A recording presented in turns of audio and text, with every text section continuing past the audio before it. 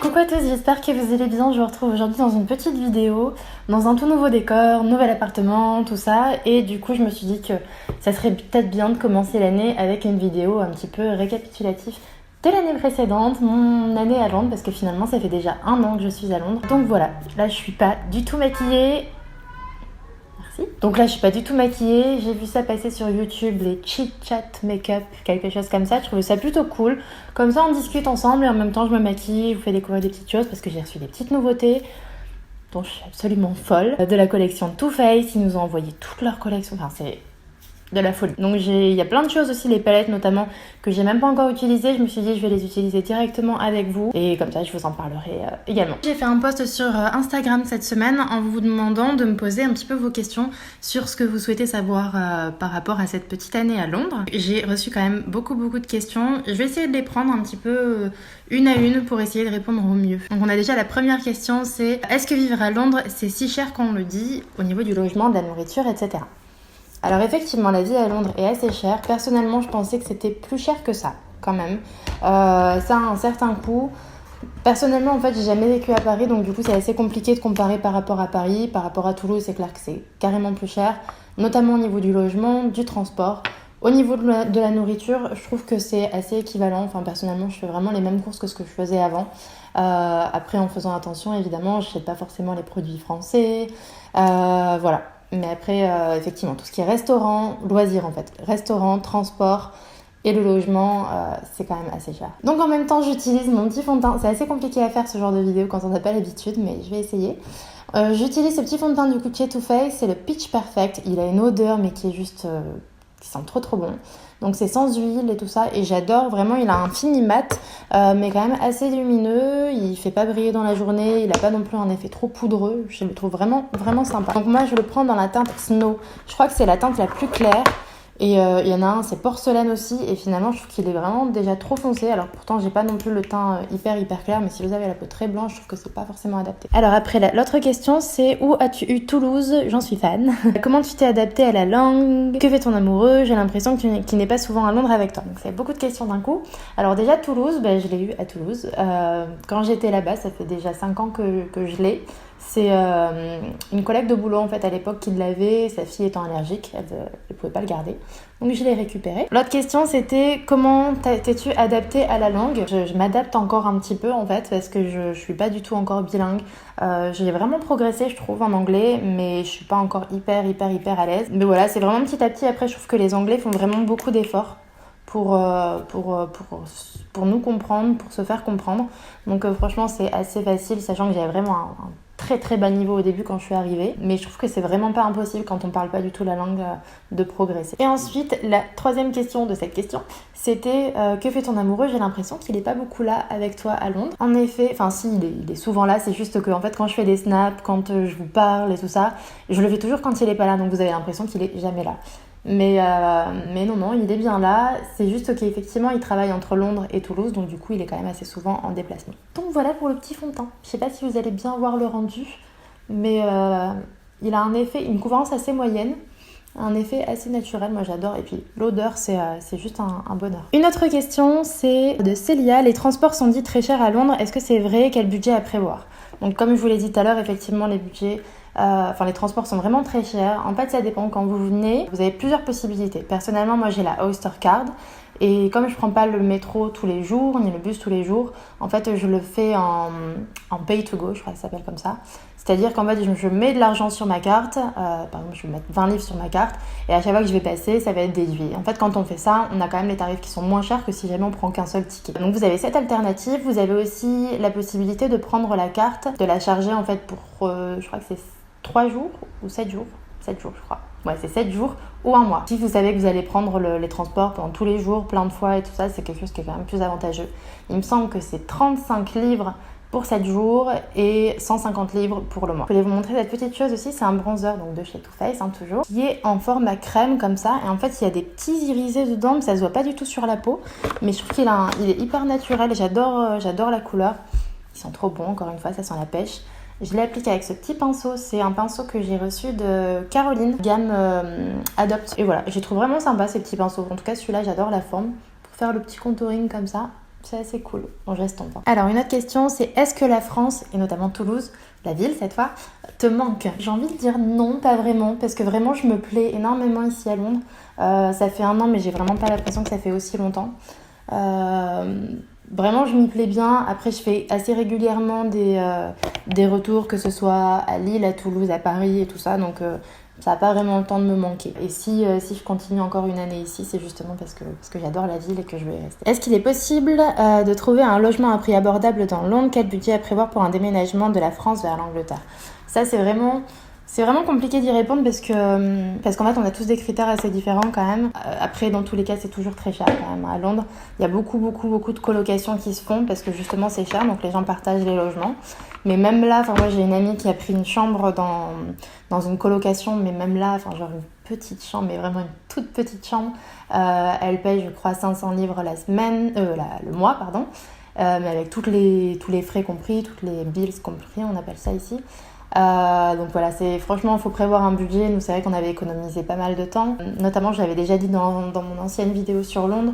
Si vous travaillez à votre compte, que vous n'avez pas de garant et tout ça, c'est encore plus compliqué. Il faut vraiment des justificatifs. Je sais que nous, quand on a voulu prendre notre logement ici, il fallait payer 6 mois à l'avance, donc c'est énorme. Donc il faut vraiment économiser avant. Voilà, je peux pas te dire un budget parce que tout le monde a des envies différentes, donc c'est vraiment compliqué, mais après il y a plein de choses qui se trouvent sur internet aussi, donc je t'invite à aller voir sur internet. Et du coup je vais rebondir sur une question que j'avais vue passer, je vois que j'ai oublié mon pinceau. C'était avec quelle agence et tout ça, comment tu fais pour trouver un appartement à Londres.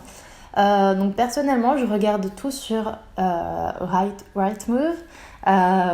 C'est en fait un site de location avec des professionnels et tout ça, donc du coup je regarde toutes les annonces là-dessus et c'est vraiment super facile. Il y a des annonces qui se mettent à jour tous les jours, c'est hyper complet, donc voilà, moi c'était là-dessus. Je vous remettrai le lien en parlant. J'ai une autre question, c'est de Alice qui me demande: avec le recul, si tu pouvais changer quelque chose sur la façon dont s'est passé ton déménagement à Londres, qu'est-ce que ça serait? Se préparer un petit peu plus à l'avance, je pense, parce que finalement, en fait, il y a toujours des surprises, et notamment quand on n'est pas hyper à l'aise avec la langue, voilà, il peut toujours y avoir des petits malentendus, et en fait, on s'est un peu précipité, nous. En fait, c'est compliqué parce que, vous savez qu'en France, quand vous prenez un logement, vous le prenez, vous dites quand vous voulez partir ici, vous engagez. Donc là, on était engagé sur 1 an, et il fallait dire si on voulait se réengager encore sur 1 an, ou 6 mois. Donc, arrivé en novembre, il nous disait en gros, à la date du 20, il faut nous dire si vous restez, si vous partez. Si vous partez, vous avez 2 mois pour partir. Donc, c'était un peu compliqué, on s'est assez speedé, ça tombait dans la période de Noël, donc on savait qu'en décembre, on n'allait pas du tout avoir le temps. Donc, du coup, on s'est un petit peu speedé. C'est vrai que j'aurais bien aimé visiter plus d'appartements, mais la pression a fait qu'on a pris un peu le premier qui venait. Mais bon, au final, je suis hyper contente de ce que j'ai trouvé. Mais voilà, le mieux, c'est vraiment de se préparer.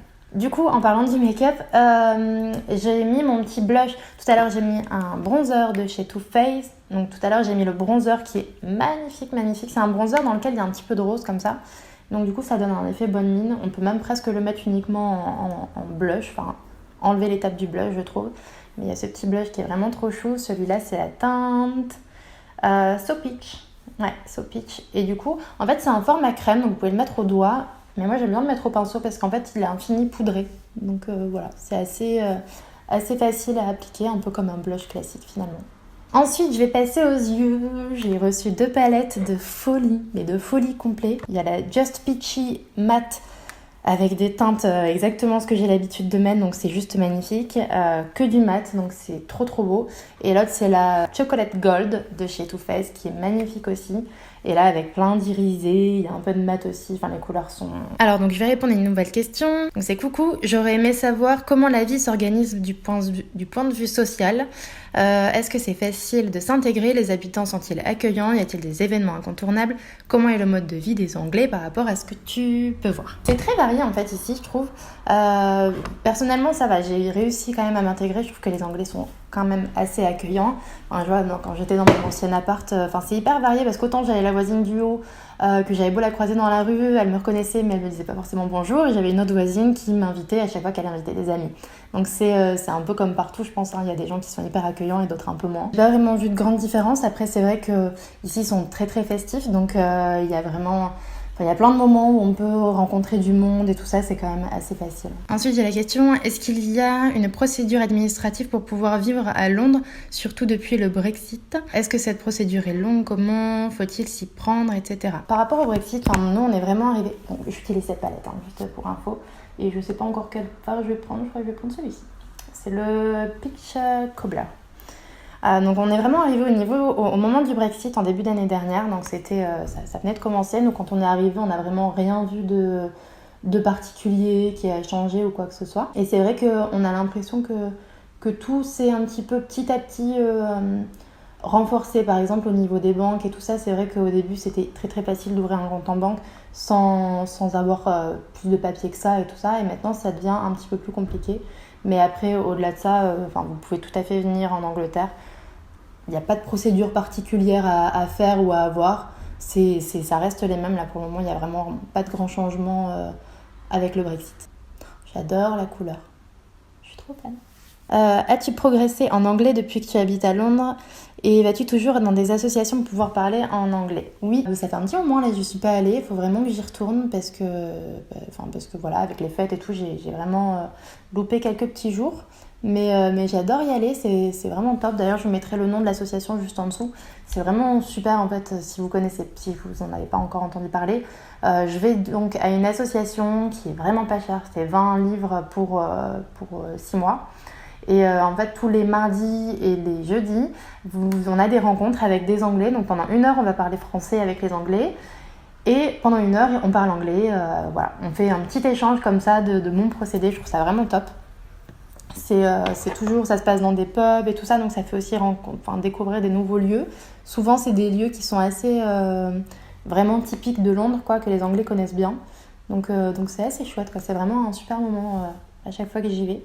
Et donc mon anglais s'est un petit peu amélioré, c'est pas encore tout à fait ça, mais voilà, j'arrive quand même à tenir un petit peu une conversation.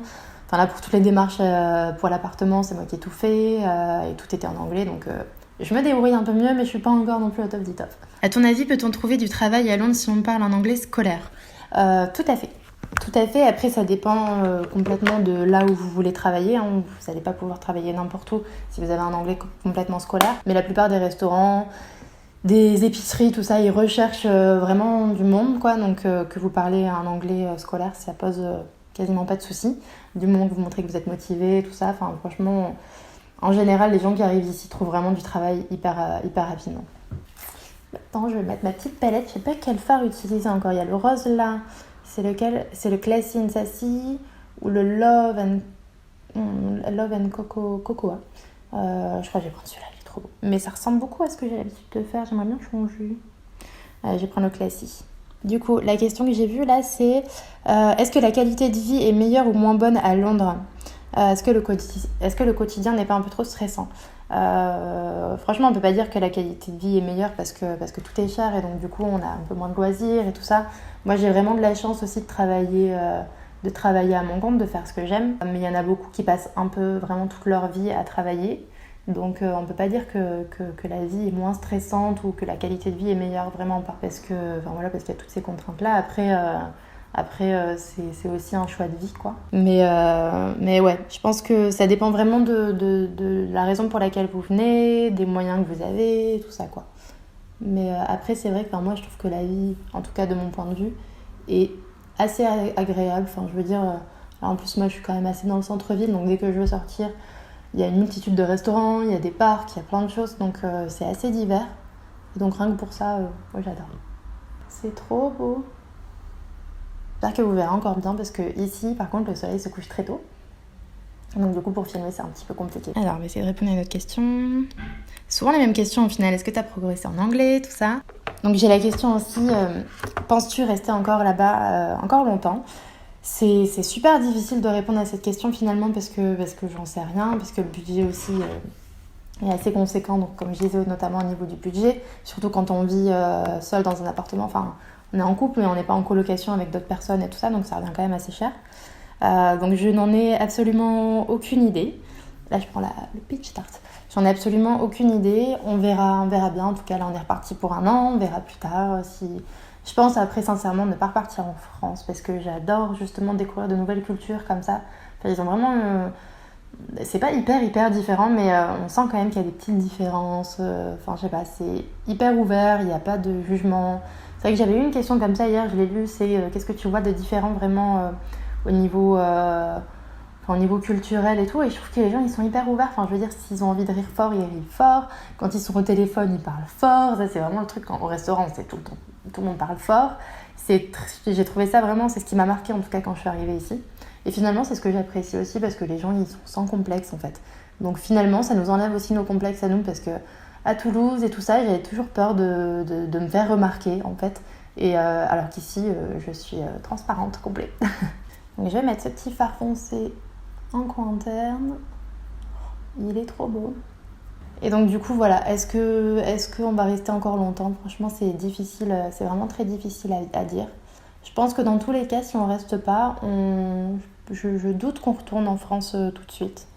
Parce que voilà, comme je vous le disais, c'est hyper enrichissant de découvrir de nouvelles cultures.